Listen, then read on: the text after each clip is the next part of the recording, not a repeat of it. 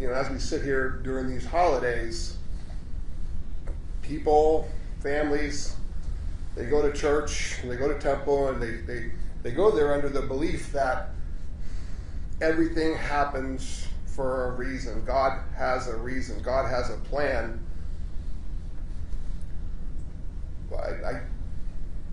I bet that's hard for a lot of folks here to see.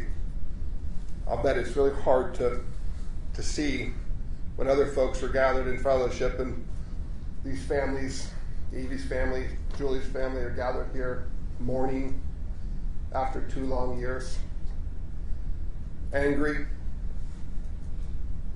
hoping for closure.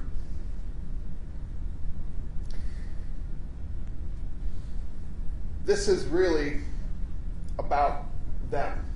And what I mean, Your Honor, is this. We have an agreed sentence. We know that. It's not something that we've talked about yet in the proceedings. It's something we will talk about, but we know what's going to happen here because we've worked this case. We've looked into this case, and Julie has accepted responsibility for what she did, and that carries a punishment that is significant. She's going to do 30 years. We know that. She's going to do 30 years. So this isn't necessarily about trying to convince you what you're going to do, because that was what we were talking about all along, but we've come to an agreement. It's a tough agreement. It's 30 years, and that's where it is today. So if it's not about convincing you anymore, what's it about? It's about giving these folks an opportunity to come in here and look Julie in the eye and say their piece.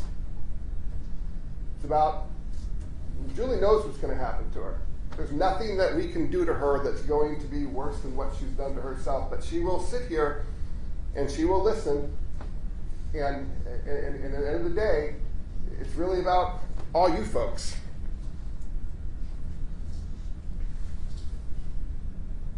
Someone needs to be blamed.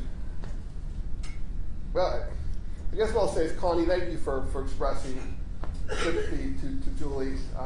She did lose 2 kids, but you can say that. We're never going to say that. We're not going to say that because I never, ever, ever, we never want to say that Julie's a victim here. She's not. She caused this. She's here.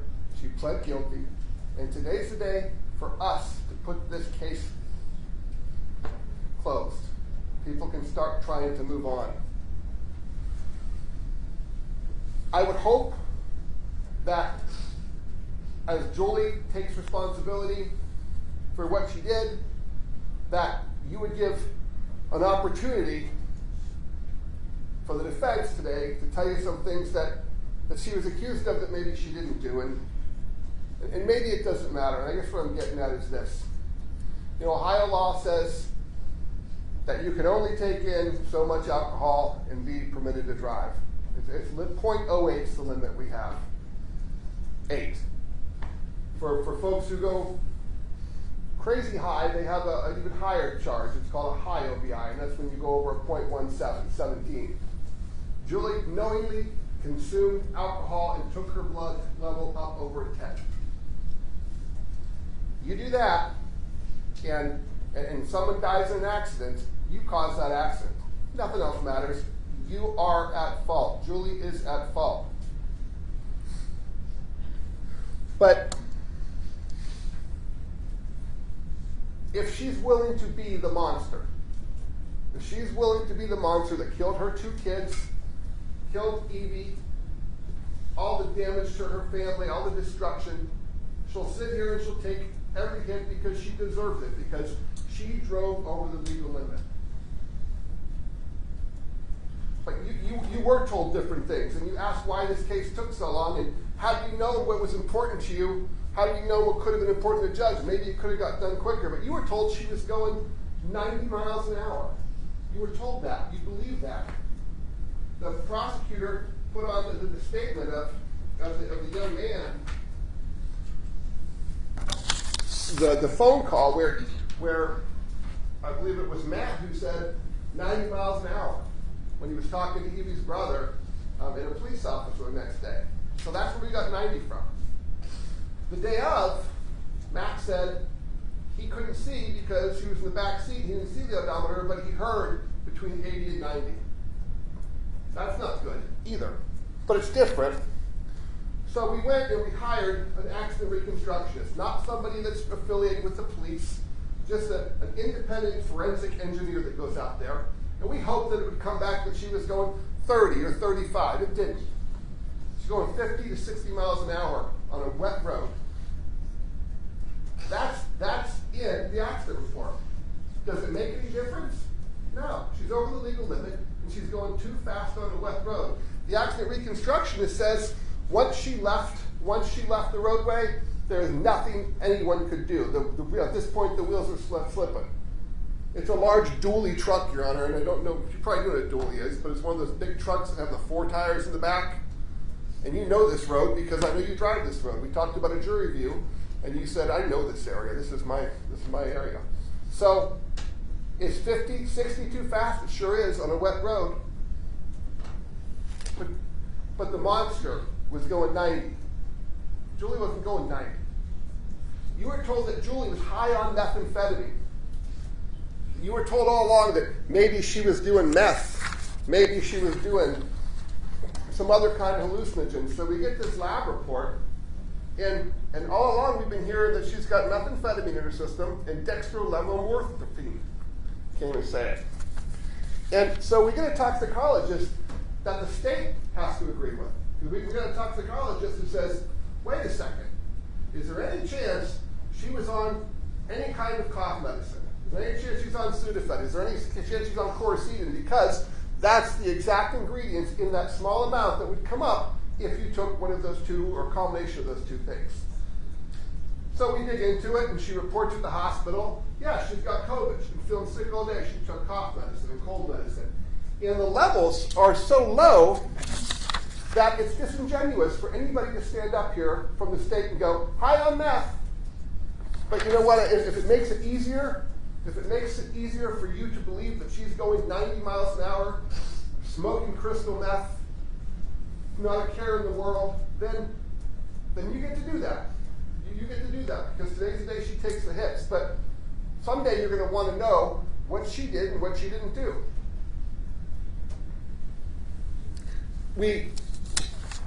The young man, Matthew, and I don't know if he's here now, I know he's out in the hall. The state thought a lot to play that phone call, and in that phone call, a picture was painted. And I think we probably gathered that phone call was made the next day. And I think Matt thought he was talking to Evie's family. I don't think he thought he was talking to a police officer or being recorded, but it's neither here nor there. But do you want to know what he said at the time? I mean, what was said at the time, right after the accident, when you go out there and you write an accident report? And some of it's wrong. I mean, we know she was drinking, but here's what he says. Did Miss Shedd seem abnormal in any way? No, not that I recall.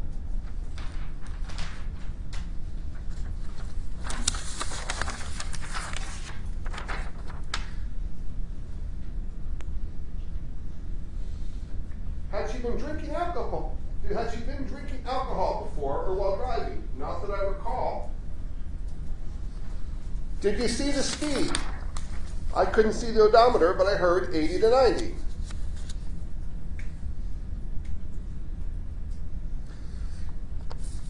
What was the mood of the car right before the crash? Everybody seemed happy. So this is what that young man on the phone call said to the police. Now, I understand that you may say something different when you're talking to a grieving family and when you're trying to show compassion, but this is what he told the cops. So Julie will play the monster here because she killed her 2 kids and she killed Evie and she caused all this damage because she was over the legal limit. If she'd been an 8, it would have been different, but she's a 10. But she's not on drugs. She wasn't going 90. And the mood in the car wasn't such that everybody was terrified. We're not going to call her a victim. We're not going to talk about the fact that the heart attack Connie can say all she wants that there was a heart attack, not a heart attack. She had stent surgery 12 hours later. No one's trying to say she had a heart attack when she was driving, and even if she did, it wouldn't make any difference because she's over the legal limit. But to pretend there's no heart issue, she's perfectly fine. She had a stent surgery that morning. She probably threw a heart attack when she heard what happened, when she figured out what she did. There's nothing you're going to do to her that's worse than she's done to herself. 30 years. But we're not going to talk about her being a victim because she's not. But this horrible, dysfunctional mother, I mean, you're not entitled to perfect parents. You get the parents that you get. But for this mother that people are casting all this venom towards, on that day, what were they doing?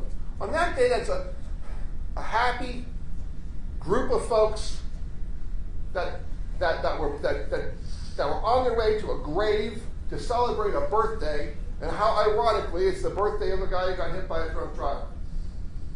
And I can talk to you about how her life went after her husband died. I could try to explain to you that maybe you can understand why she would have a couple drinks. But I'll never explain to you why she would put those kids in the car. I'll never explain to you why there weren't enough seatbelts. I'll never explain to you why she's going 60 into those curves. But I do think the truth matters. No one's running from the truth. Today, I know what's going to happen. The judge knows what's going to happen. The prosecutor knows what's going to happen. She's getting 30 years because we have an agreement.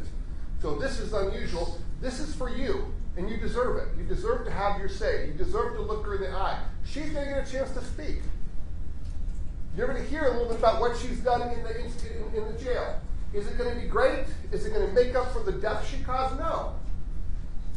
But we want you to know that it's not a joke to her. We want you to know that despite the family bickering, and he said, she said, and this is about money, and this is about that, she's sitting in jail, taking responsibility, suffering like she deserves to, and she's going to suffer some more.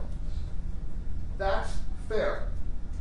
But it's not fair to make her more of a monster than she is. I don't know what combination of bad choices and bad luck hit the Shed family, but it ends today. We are going to call forth, I think, some folks to speak. I'm going to ask for 1 minute, Your Honor. Angela will be first on to Zoom. Okay. And Ann, do you know how to do that? On Zoom.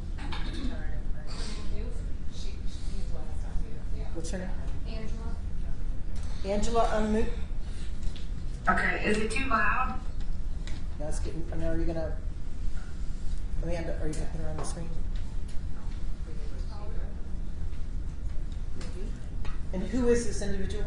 This is Angela Mullins. This is her sister, Julie's sister.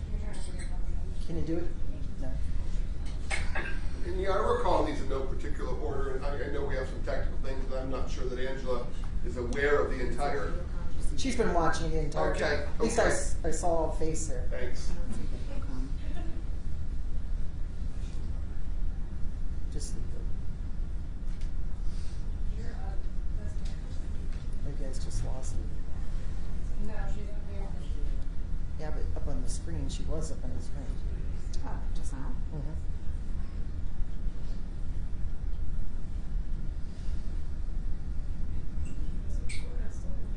Yes.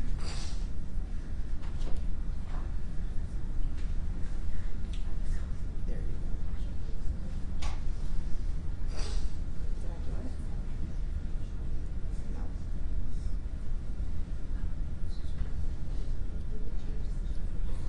You can see a little bit of the, well, you had it.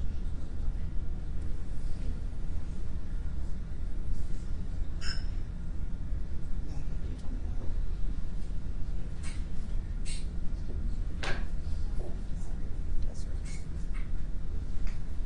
Well, I can see her on my screen. Do you want to just proceed? My IT guys here. But they need to be able to see her on the screen.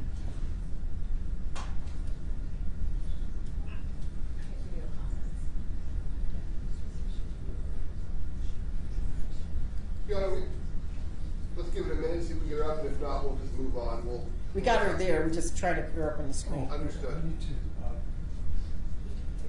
As long as we can hear her.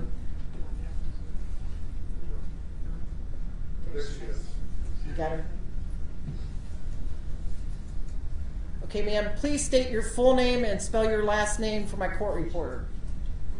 Angela, Mullin. Okay, go ahead. And I have my statement and my brother's to read, if I can read his after mine. Okay. Today I went up for closure and healing for all involved in the tragic accident with Mrs. Shedd. Julianne is my sister. She's a smart, caring, loving, and helpful person. She would give the shirt off her back to help someone. She has welcomed others into her home and helped them to improve their lives. She took care of her mother-in-law in her home until her dying days while having 3 small children in diapers and 2 older children. She took in Brandon after his mother died. He was like a son to her. She even drove to Southern Ohio to pick up his father, who had no way to get up there, and let him come and stay with her. Evie was like a daughter to her. She spent many weekends over there and weekdays, did her homework there, playing with her girls and the boys. She loved them as her own. She's a hard worker that never went unnoticed. Her bosses and co-workers loved working with her. She would help train, give solutions to problems, and can work and think quickly in a fast-paced environment. Julie is very motivated and took pride in doing an excellent job at whatever task was at hand. She was a leader, team player, someone you'd want on your team. She was a mother to her children, many born prematurely, and took lots of care. She handled it extremely well. Some of those children had learning delays from being born prematurely. Julie worked with them to get them caught up. Dougie, her husband, and her were very involved in the children in their sports lives and family time and camping. They worked opposite schedules to do whatever it took to raise their family, and someone would always be with the children. They coached the children's sports and coached their children at home as well. They were living the American dream. And one night that tragically changed. He was hit on his motorcycle and killed by a drunk driver on his way to work. A huge part of my sister died that day. Her entire world turned upside down. Dougie was her rock and love of her life, and the main family provider. They lived a happy life, no domestic issues, no drinking, just a normal life with lots of great memories. She instantly became a single mom after a horrible tragedy. She never had a moment to grieve or get through the grief stages. She never wanted to cry in front of her children. She and her children were all struggling, and no one is taught or prepared how to deal with a tragedy like they experienced. She couldn't sleep at night and would cry alone so the children couldn't see. Then came all the court hearings, and Julie was told that the guy who caused Dougie's death said to the courts, "Do you know who I am? And he doesn't deserve to go to jail." And his girlfriend and child needed him. She found he was arrogant, had no remorse, and his life was more important than Dougie's. That he was above the law.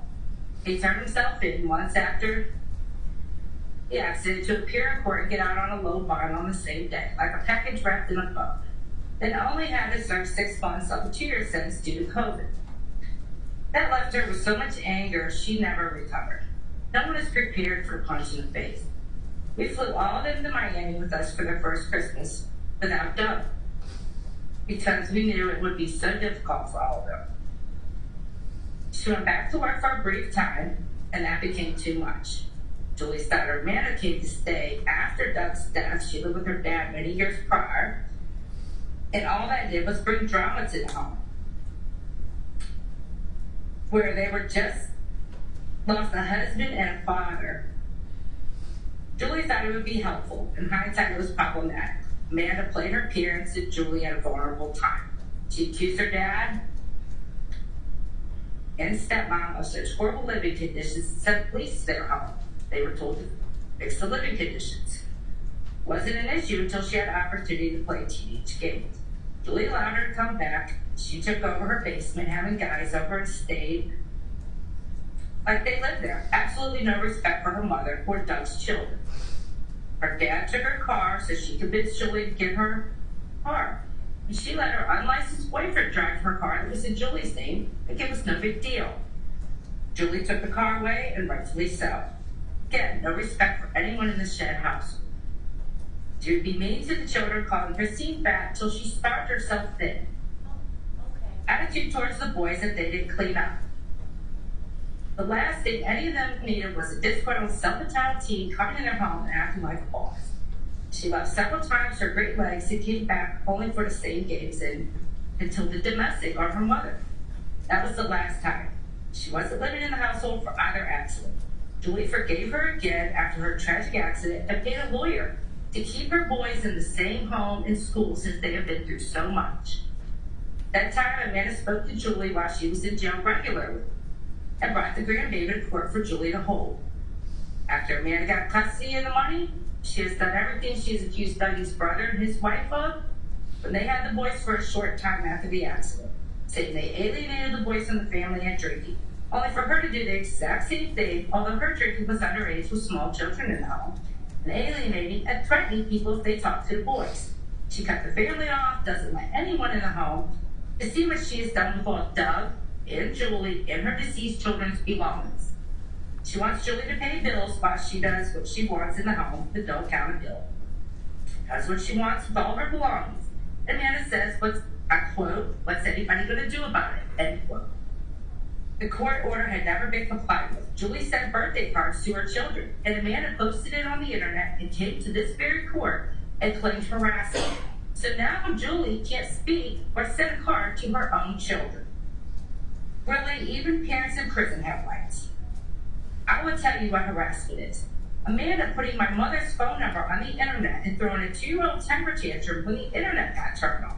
Ma'am, this is not a day for personal attacks on anyone. This is what transpired before. All I'm asking you to do, that transpired. ma'am, what I'm asking you to do is say something beneficial for your sister. Don't hurt her any worse. Okay. And don't hurt the family any worse. My sister has taken ownership from day one and lives with this for the rest of her life. She knows what it's like to be on both sides. She feels horrible for this and tried to make the best decision for the aftermath. She was trying to keep peace in the family. She's never asked for a bond lower or had a bond hearing. She's never gotten a medical. It's never asked for any of that. She stayed in jail the entire time. She spent every day in jail, and she cannot have contact with her children.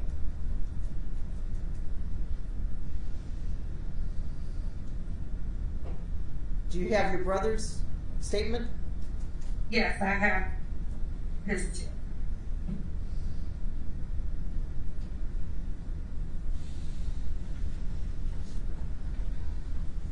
And she never set out for this to happen.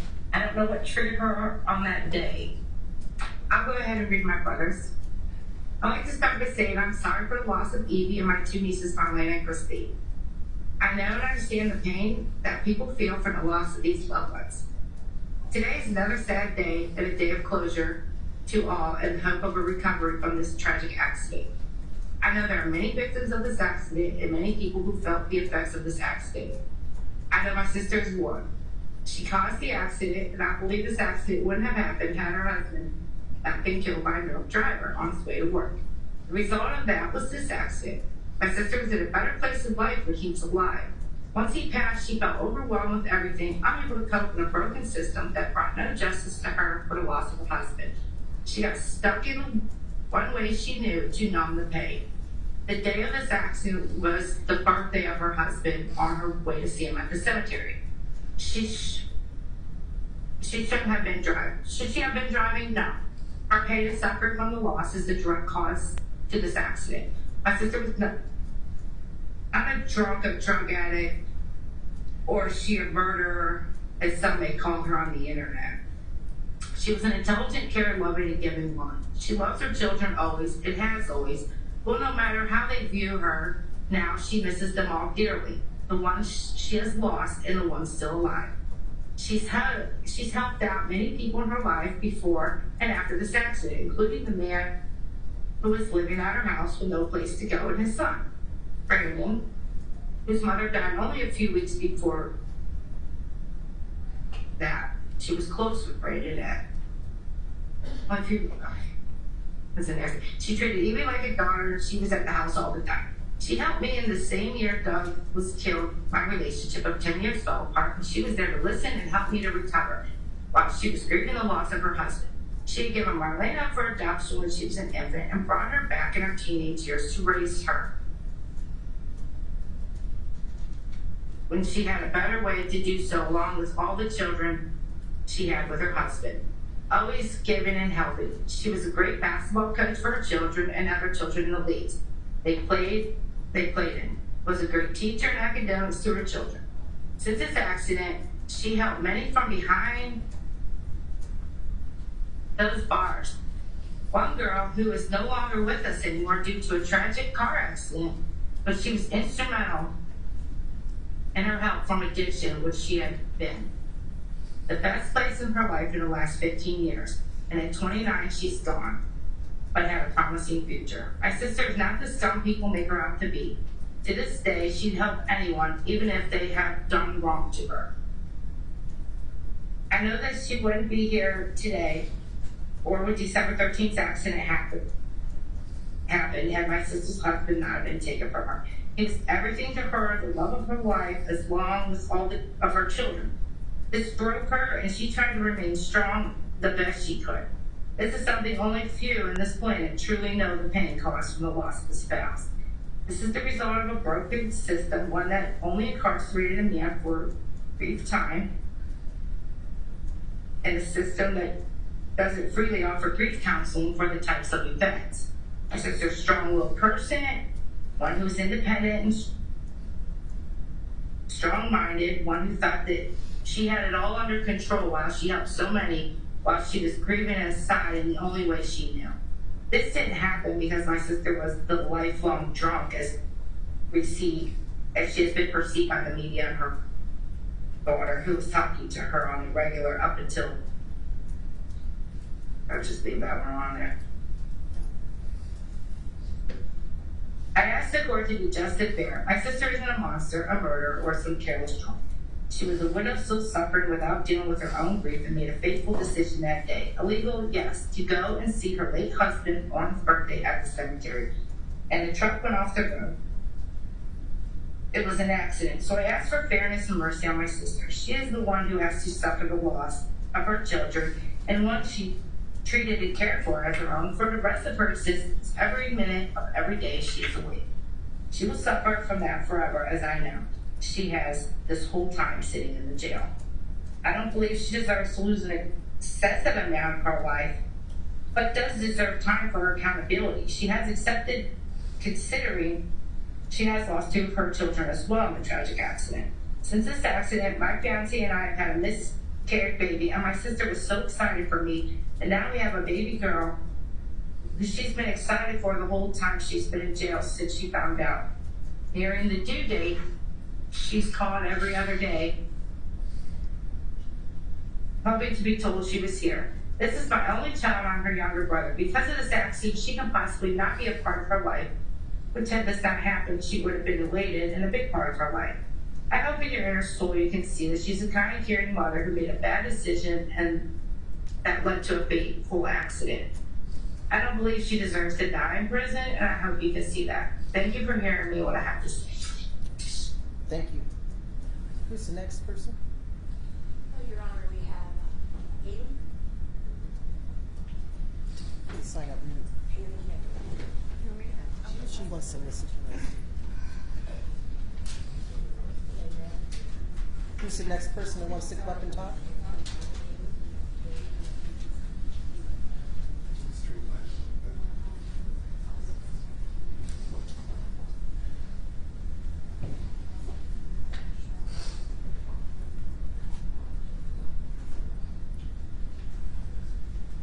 Again, please state your full name, spell your last name for my court reporter, and just... Matthew Glass, Glass. I do want to say thank you for clearing up the statement. Julie isn't a monster. I mean, y'all might say she is. Yes, the accident was a stupid choice.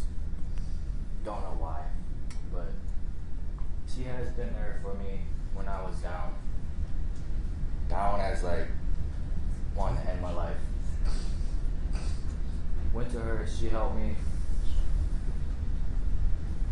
see a reason why to live my life out, and thank you for that. Don't have much to say. It is hard. Do you want to send my condolences to the families that have lost their loved ones? And hope for the best for everyone. That's all I got. Thank you. Who's the next?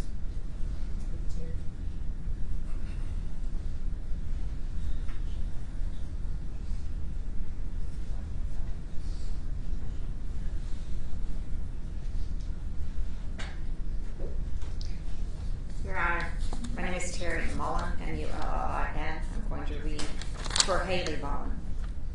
She's the niece, the daughter of Angela, Julianne's older sister. I just turned 17 years old and would consider myself close to my aunt, who became closer after Uncle Doug's death. Uncle Doug is the biological father to Christine, Austin, and Garrett. Uncle Doug died in June of 2018. I was very sad for Aunt Julie and my cousins after his death and spent a lot of time at their house and on vacation with them in Florida. Aunt Julie has always been very kind to me and supportive of me. Our families vacationed over Christmas one year, and she and my mother planned a surprise 13th birthday party for me. Julie took me shopping to Dairy Queen to pick out the biggest cake we could find. She tutored me in math during my freshman year of high school before the accident and was very helpful in helping me set up my high school schedule. She's always been encouraging of my creativity and championed my love of reading.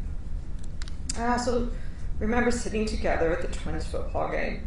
She was so excited to cheer them on, and we, Christine, Aunt Julie, and I were very proud of them. I spent a week with her at the house to help her set up Amanda's high school graduation party. Aunt Julie, the twins, and I all worked together to ensure it was memorable and exceptional in every detail. I recall being sad for Aunt Julie because it didn't seem like it was appreciated at the time. Aunt Julie made a terrible mistake on the day of the accident.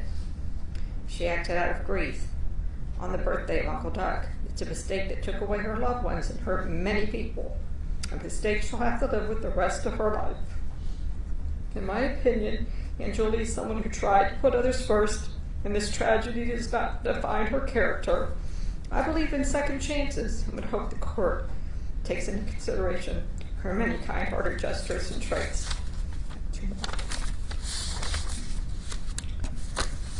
So, the next letter is from Lori Edwards. She's a dear friend of Julie and lives across the street from her.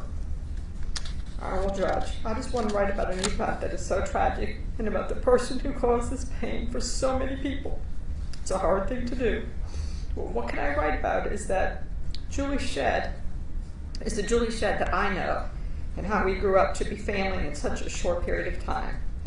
I moved into 6268 Peck Road in Ravenna in November of 2018. One evening, my neighbor across the street was having a bonfire, so I decided to introduce myself to her. Julie was very welcoming and made me feel comfortable right away. As time passed, I got to know her and her children. We quickly became family. The kids called me Mom too. We had dinner almost every night together. Either I cooked and took it over, or she got dinner and we all sat at her kitchen table as a family. We had an open door policy for both of our homes. Christine, her youngest daughter, was my baking partner. The boys always looked after me, and if I needed help with anything, they would help.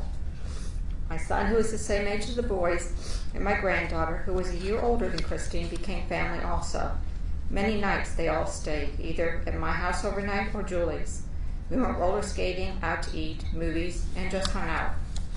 My son, who is the same age as the boys, and my granddaughter, who was a year older than Christine, became family also. Many nights they all stayed, either at my house or Julie's. Oops, that's a repetitive thing, sorry.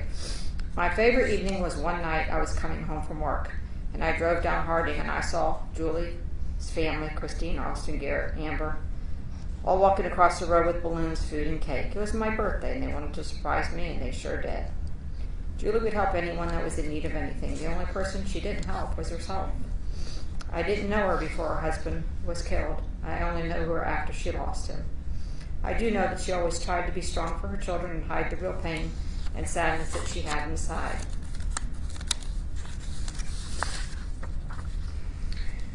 From what I understand, she never really grieved and never got grief counseling for herself. The day of the accident was her husband's birthday. On my way to work, I dropped off some antibiotics because she had a toothache.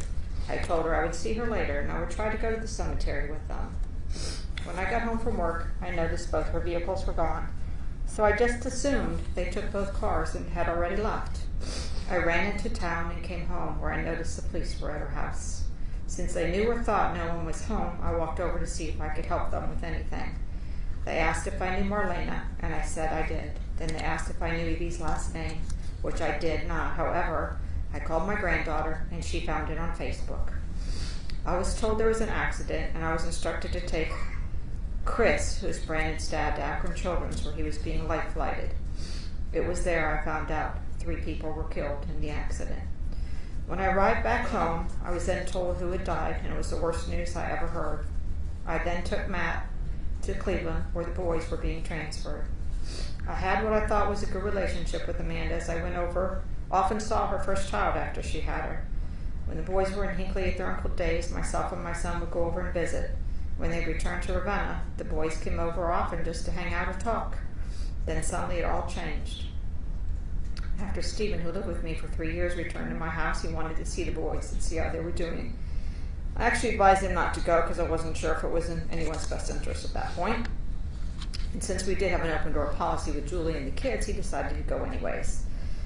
When he did, he heard one of the boys say it was him at the door, and then Stephen started to walk. He was told to leave, and due to his hearing loss, he didn't hear the first time, but when he did hear that, he was asked to leave. He left.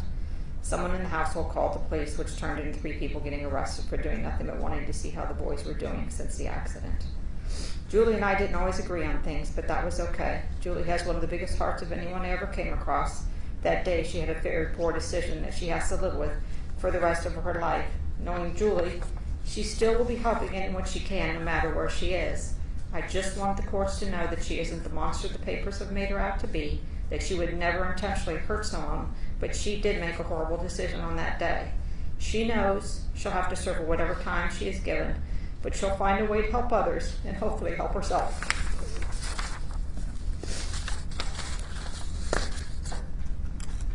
One more.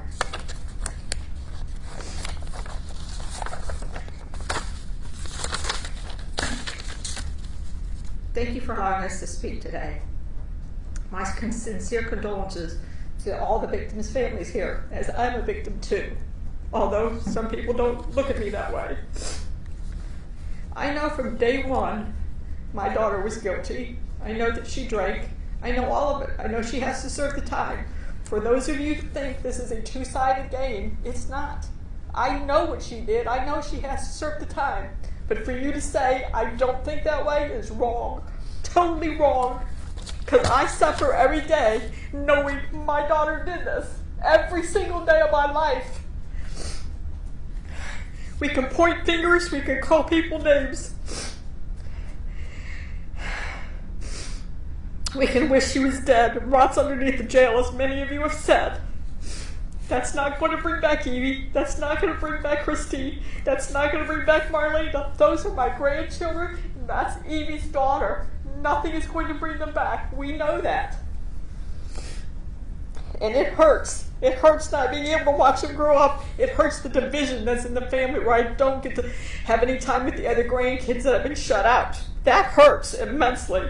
This is about healing. This is about Julie understands. She knows what she did. We know what she did. It's never about, no, she's going to get off and she's going to be innocent. It's never been about that. We all know what happened. We all know what she did. We all know she has to serve time. We all have to heal and move forward. And that's what this day is about. It takes one immature person to turn others against family and victims. Think about all of you. Did anybody notice anything that was going on all the time? Did anybody try to help? Yes, I did. I called Fankhauser 11 days before this accident happened. I called the advocate, asked for help. What did I get? We can't help you. Wasn't like I didn't try. okay? But you can take the horse to water, but you can't make him drink it. Plain and simple. So I could only do so much. I was doing my part. Although you all think I'm some villain out here, I'm not. Everybody loved Christine, Austin, and Garrett, and Marlena. They were high-spirited kids, great grandchildren. No denying any of that. And we all miss them dearly, each and every day. I miss the time with the boys. I mean, the jokes that they would tell, the things that they would do. We want to know what they're doing, how things are going in life, but we're cut off from all of that. It's not about money. It's not none of this is about any of that, okay? It's all about Julie's going to serve her time. I understand that. It wasn't about getting her off like you all think I thought it was. That's not what this is about. Julie grew up with a life of adventure, playing sports. She was a great basketball player. Did she have tough times? Yes. Don't we all have tough times? Yes. Do we all make right decisions? No, we don't. We make good decisions, we make bad decisions. On this December 13th day, obviously she made a horrible decision and took many lives away from us, and she will pay for that dearly for years to come. And hopefully she'll get the help she never got before, and she'll be able to help others, because I've gotten letters from people in jail, not that it means anything to any of you, okay? But I've gotten letters from the people that she has helped immensely while she's been in there. Of course, she has the time. Nobody, there's no interruptions, I guess you could say. She married young and had two children. She was a victim of domestic violence back in 2004. Also, then she was a victim with Doug's death. So she has been a victim. We are the victims this time around. Doug was her rock. He was everything to her. They did everything together. He was a great cook. Everybody loved the way he cooked. They had campouts, enjoyed their time with their friends and family. We saw they were outgrowing their home at one time. We purchased the home for them on Peck Road. Got it remodeled and got them moved in, so they had a place to be for years to come. Do we have struggles through the years? Yes. Everybody has struggles through the years. But with your faith and prayer, people do come around. People will change. And hopefully with this, people will utilize that and change as well. Her also. We've seen a tremendous change with her. A lot of people talk about how she's never been remorseful. No, typically you can't write to a victim if you're on the defense side. And remorseful, it would not be the word to use, because she cries pretty much every day that she calls, knowing what she did and knowing the damage that she's caused to each and every one of our families. This is gut-wrenching to me and my family. I had to deal with this for 2 years too. It hasn't been easy.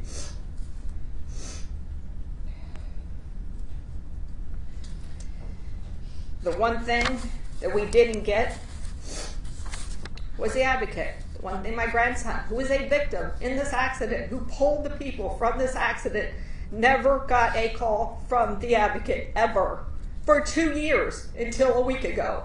Because, we don't have his phone number. That's a poor excuse to me. I'm sorry. Matthew has autism, reactive attachment disorder, PTSD, and a boatload of other disabilities, and he would never got one phone call. He's been left. He's been abandoned by the family, by the boys. Yes, he's immature, but he was still in that accident. He still deserves to be loved and cared for, and he still deserves the grieving that he should be allowed to have.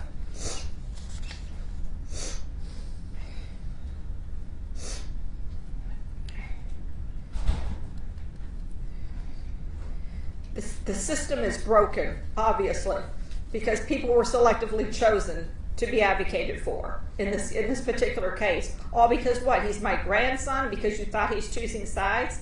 That's not what it is. Matthew knows what she did was wrong. He stood up here and told you that. Although he doesn't speak as well as others, don't hold that against him. That's Matthew, and we know who Matthew is. Sometimes he can be on for talking, and other times he won't be.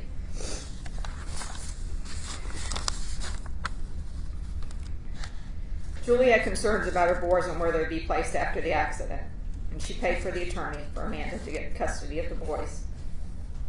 How that's fallen apart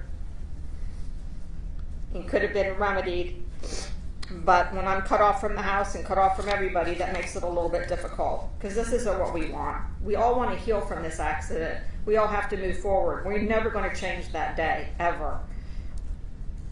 That day is going to be engraved in our lives till the day we die. And it's going to be engraved in Julie's as well, because she's the one who's going to pay the price for what she did do. And I understand that, our family understands that. It's just unfortunate that some people resort to alcohol to numb the pain, which is what she had done. And we just wish that there would have been, I understand all the help that people offered, and I wish she would have taken it. But I can't tell her what to do, and I can't make her do anything. Now she doesn't have choices. She's going to have to do what they tell her to do, and that's that's the consequence for the actions that happened. But all the other drama in the family doesn't need to be here. Julie has the punishment every day she opens her eyes. She loved her children and all the children in the accident. Evie was like a daughter to her. She adored her. Her and Christine were best of friends. They loved butterflies. I gave Evie's mom a butterfly bush on the tree planting day. And I have two to Amanda at the house for Marlene and Christine. And we have some at our house planted as well because they love butterflies. Marlena loved roller coasters, and so did Christine. We'll miss all the stories they would tell from going to Cedar Point. That will never happen. Like we all have said, we won't see them go to prom. We won't see them go to dances. We won't see them graduate. We won't see them get married. All of that hurts. All we can do is pray to soften our hearts, accept what we have in front of us, and to move forward each day. We can't be angry because it will only eat us alive, and that is not what anybody really here wants this to have happen. We all need to move forward.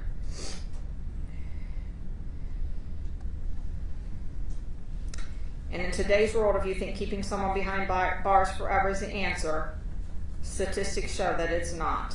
It doesn't solve anything. Yes, they have to do time. Yes, they have to do a lot of time. And hopefully they will amend many things and help other people while they were there.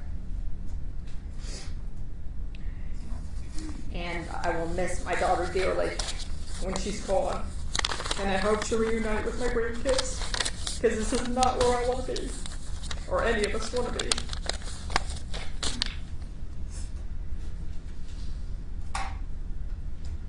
Does the defendant like to speak? Yes, Come up to the podium.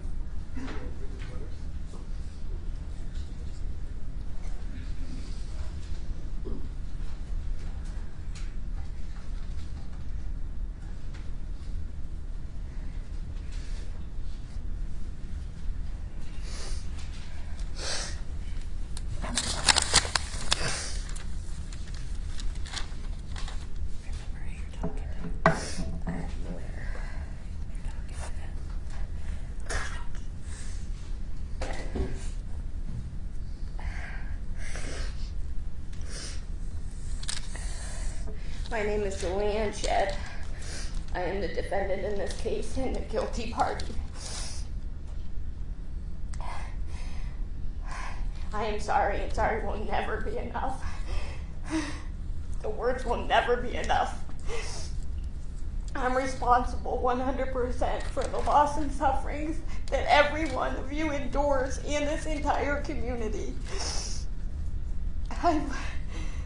I take full responsibility for my actions.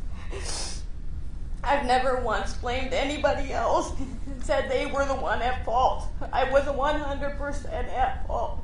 I have not been able to reach out to the victims because of Marcy's Law and being the defendant in this case.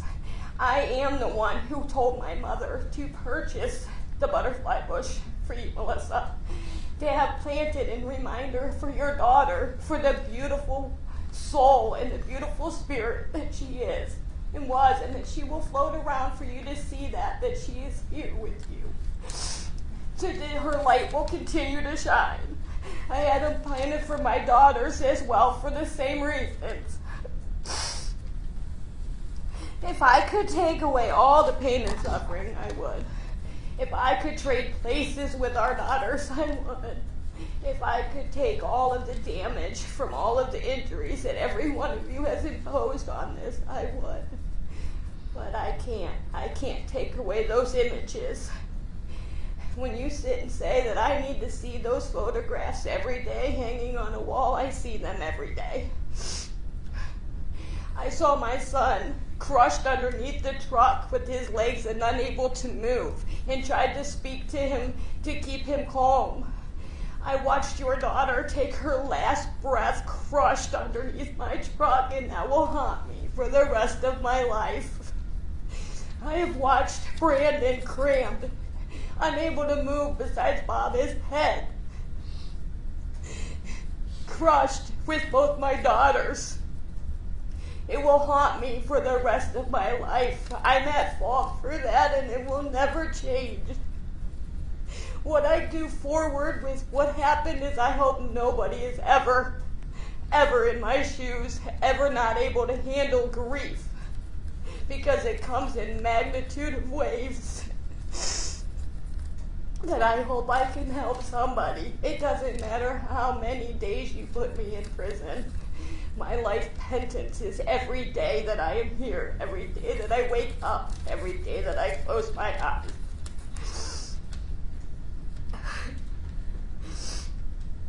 I pray every day for you guys to be able to forgive. The forgiveness is not for me. The forgiveness is for you, so you can heal, mend everything that is broken. Because it's the only way. If not, tragedy will continue.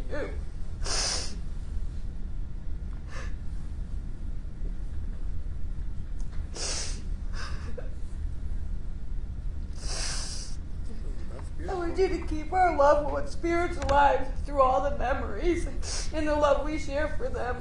This is to all of you, and especially my children. I'm sorry for the unhealed parts of me that hurt you. It was never because of a lack of love for you. It was for a lack of love for myself. Never ever taking the time to take care of me, worrying about everybody else. I just hope that one day the broken parts of all of us can be fixed so that this doesn't happen for future generations. I am truly sorry, and those words will never, ever be enough written or spoken. Actions speak louder than words, and my actions that day are undeniably unspeakable. To even say that they were reasonable, because they weren't. But from now on, I want to advocate for other people and to be able to heal with the grief with myself. And yes, be there for you if you want to pound at me and have to lash out any aspect of grief. If I could hug you and take away every ounce of the pain that you're enduring, I would. Take 100% responsibility of it every day of my life. With that, God bless you all. Thank you. There were some folks at the jail that were fellow inmates, and they wanted they wrote some letters. We'll go quickly through them, and then that'll be our presentation. Thank you, Your Honor. Candace Knox, reading the letters from fellow inmates. Our client has asked us to do this just so the family knows that she is trying to help other people, and she plans on doing that with the rest of the 30 years that she will be spending in prison. She's even asked me to ask the court for the victim's impact statements so she could show other inmates that she's in with what her horrible decisions and what pain has caused for everybody, because she's hoping that she can spare some other family members this tragedy. It's your old bunkie, Michaela. I hope your days have been good to you. I also hope you get this message. I wanted you to know the things you have said stuck with me, and I've been doing really good. I work 12-hour shifts, saving money, been making sober friends. I got a 2-month sober chip a few weeks ago, and I've been 3 months sober as of the 4th, and I get my next chip soon at my AA meeting. I think about you and pray for you. You're an amazing person no matter what life throws at you, so strong, and I'm glad I got a chance to cross paths with you. Keep your heads up. Hugs, love you. MJ Poppins. The second letter. I met Julie back in 2020 at the Portage County Jail. At this time, I was really struggling with my addiction and holding myself accountable and not wanting to deal with my past or problems.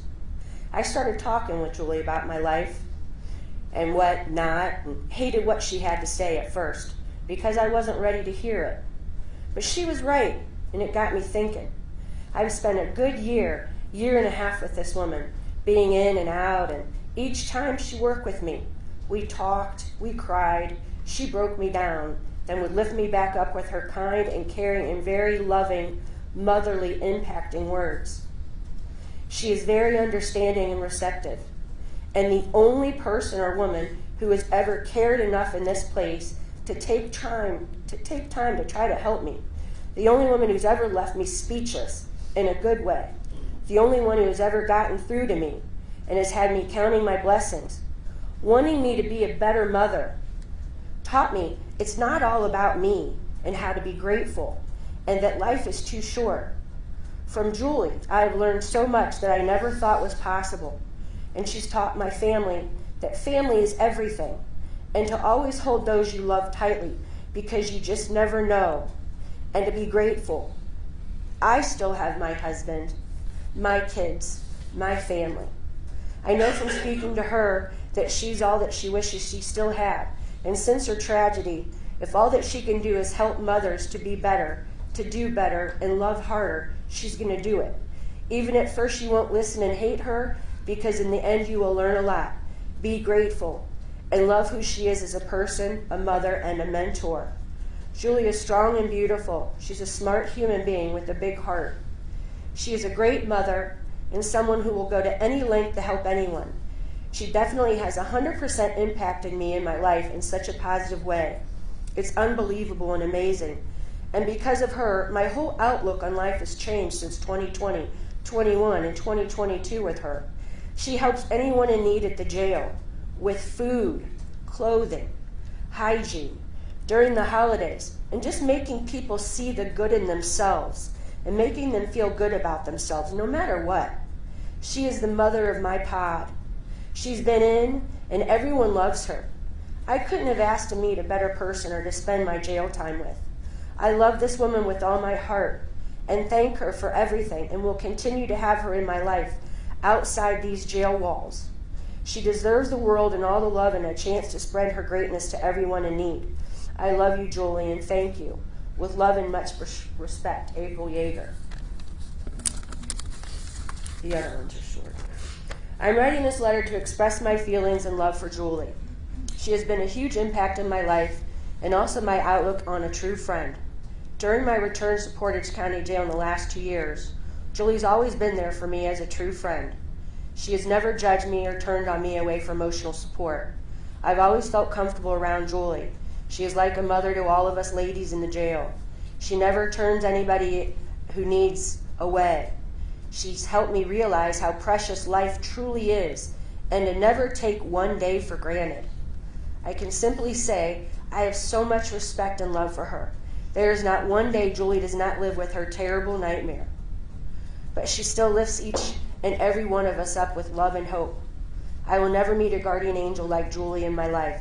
I'm blessed to have her and call her a friend. And that is from Carrie. And this is the last letter. I'm writing this letter on behalf of Julie and her family. I want to start by saying that I know both sides of the pain. My niece was very close friends with one of Julie's daughters. They even went to homecoming together. So when my niece lost her friend, I saw the pain she went through, and my heart hurt for her. Then, back in 2020, I found myself in the Portage County Jail with Julie Shedd. So I know I got to make up with my own mind to see if she really was the monster the paper and Facebook has made her out to be. Well, she's not. Julie's loving, she's kind, she's funny, she's sweet, she's wise, and will only tell you how it is, so if you don't want to know, don't ask. Julie is always really good at putting a smile on your face even when you don't want to. So no, she's not at all what everyone made her out to be, not to me at all. She is a woman, a mom, that made bad decisions. I know now how much hurt and regret is in her heart for what happened on that cold December night, and I've seen the pain and sorrow that she lives with every day. Julie has never once said she wanted to go home or that she didn't belong here, because she lives every day punishing herself and living with what happened and the decision she made. I'm asking you, please don't take another mother away from her daughter and another daughter away from her mother. Please see it in your heart and be lenient. And thank you for your time. And this is from Crystal Pettini. Thank you, Your Honor. We have nothing further. Anything else on behalf of Your Honor, no. The defense has nothing. We stand ready for sentencing. And again, this is a stipulated sentence between the parties. Is that correct, Ms. Lewandowski? It is, Your Honor. Is that correct, Mr. Singh? It is, Your Honor. And just for the record, I would like to say that from the beginning of this case, when I met with all the attorneys, defense counsel stated at that time, Julie's going to take responsibility, but we'd have to dig into what. I know what I said at the time. I would just die if I were anybody. I wouldn't want to live.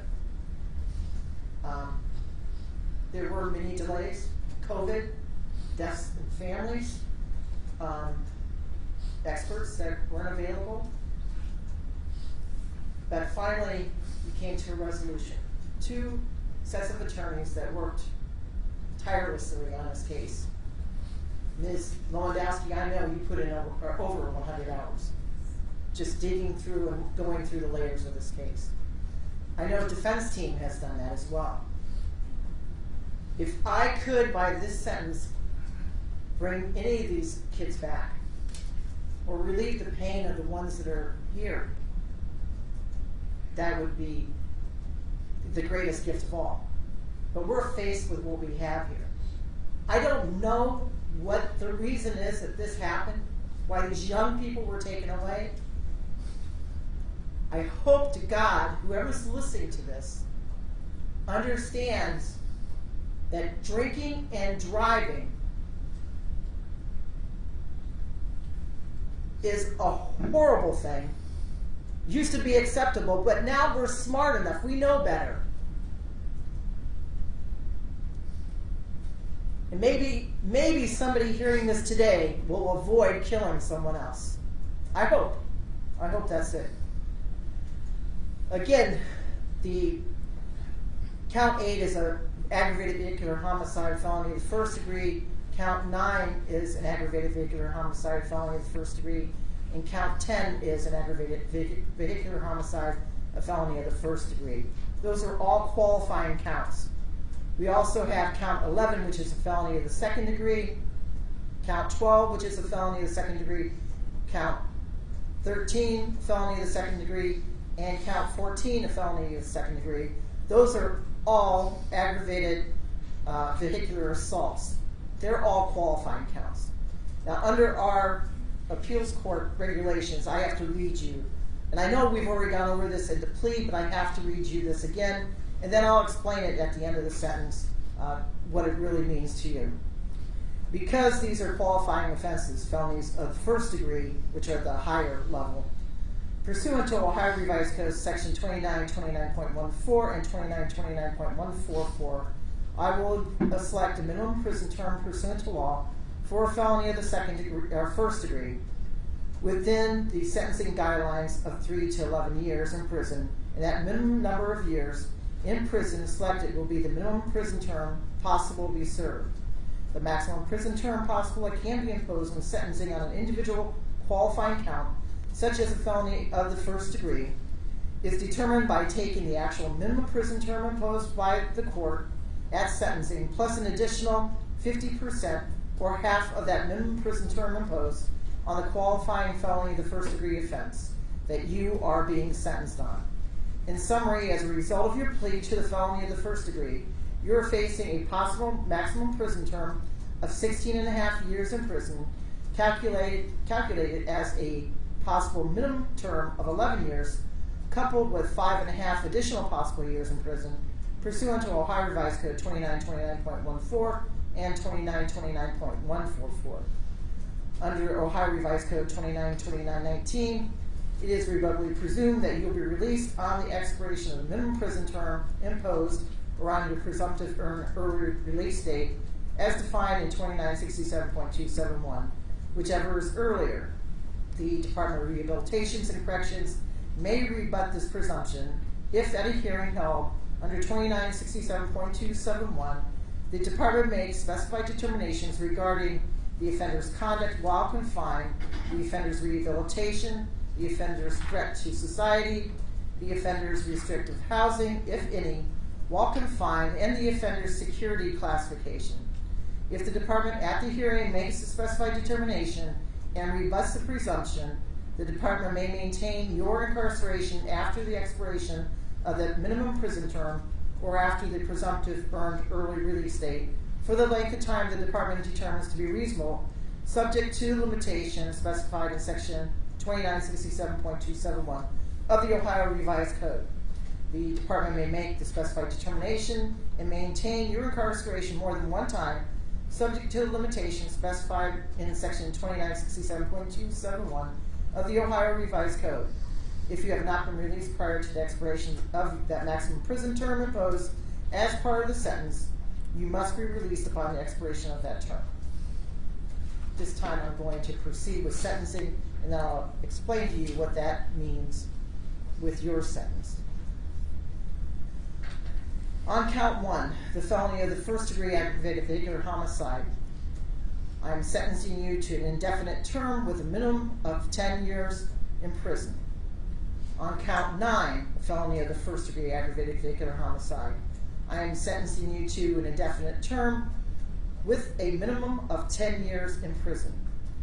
On count 10, again, this is an agreed sentence.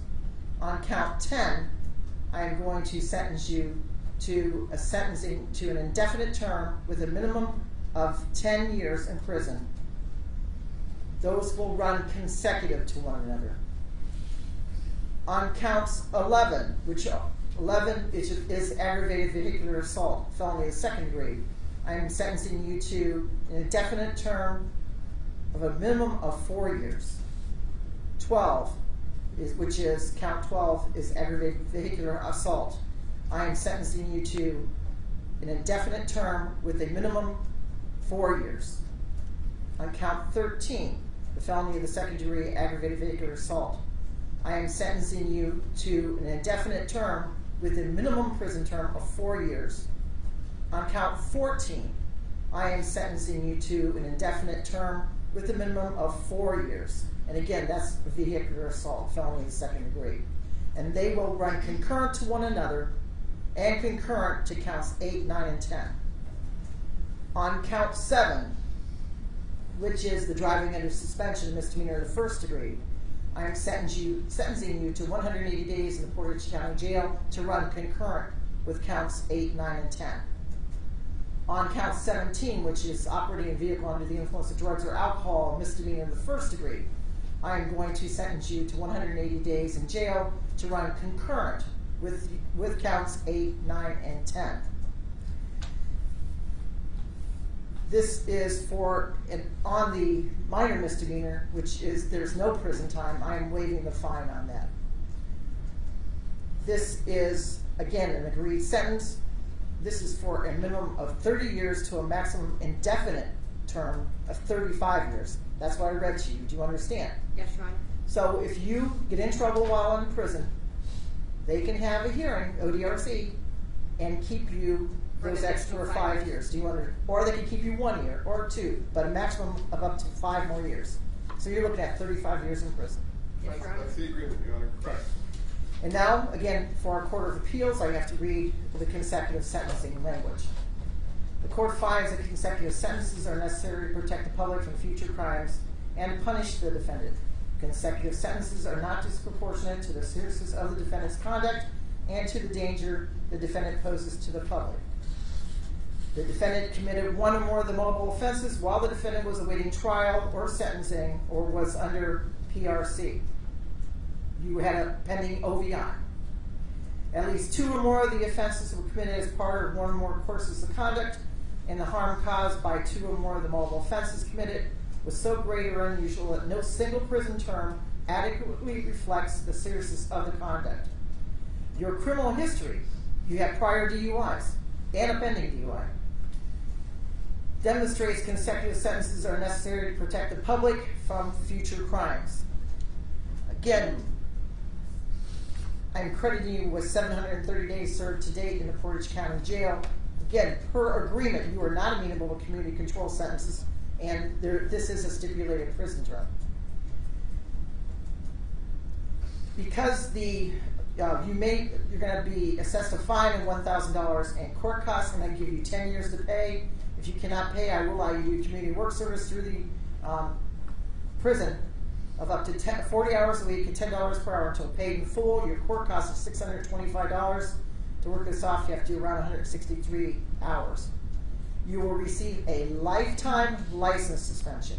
You are never to drive again. But you're going to be 73 or 74 by the time you get out. 75.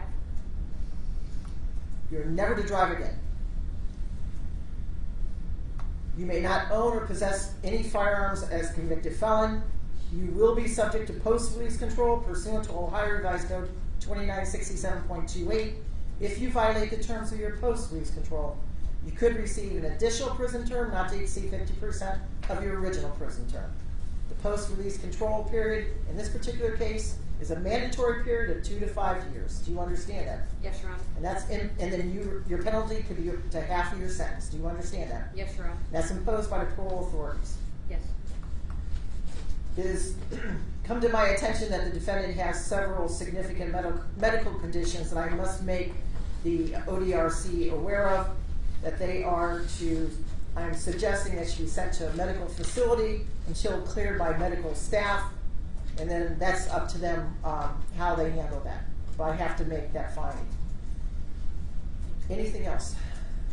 No, Your Honor, thank you. Mr. Sin, anything else? No, Your Honor. No, you covered everything.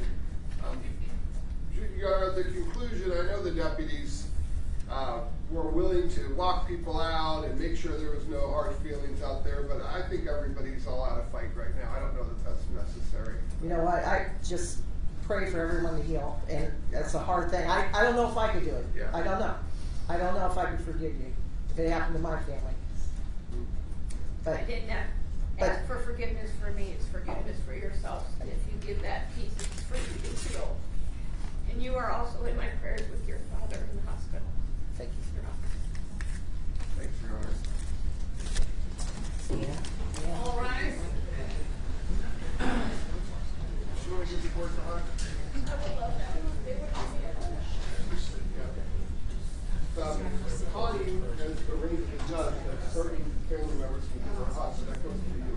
Connie. Yes or no? The judge already spoke to the female deputy about stuff, so. We do this time. Amy's family was to leave first.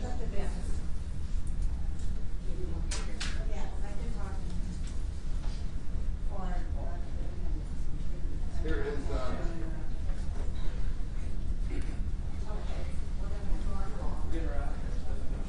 We've had a bad situation. Your call, man. Your call. Yeah, this is definitely no problem. Yeah, so, the one boy and raised. Yeah.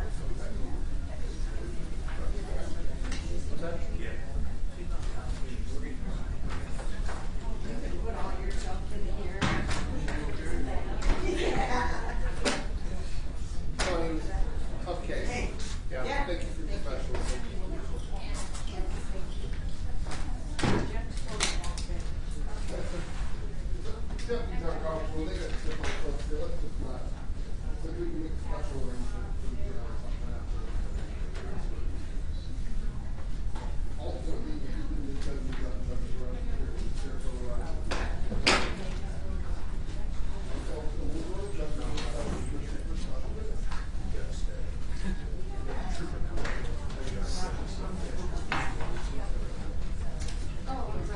No,